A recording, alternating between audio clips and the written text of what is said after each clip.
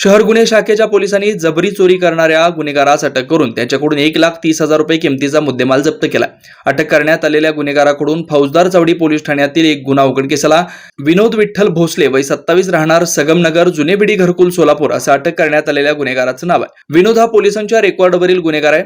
रमेश संगनबसया नंदीमठ वय 67 राहणार उमानगरी सोलापूर 23 फेब्रुवारी रोजी रात्री घराकडे जात असताना एका दुचाकी चालकानं शिंदे चौकातील काळे मशिदीच्या पाठीमागील रस्त्यावर त्यांना अडवून त्यांच्या गळ्यातील 17 ग्रॅम वजनाची सोन्याची चैन जबरदस्तीने चोरून नेली।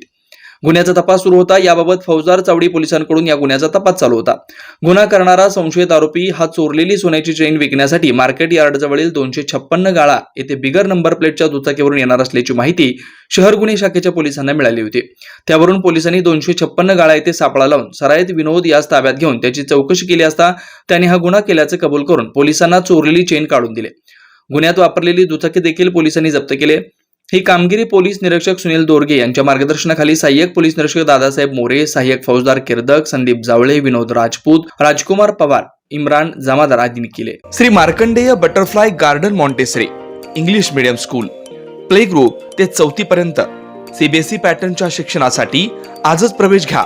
मोबाईल क्रमांक 8668 34 49 79।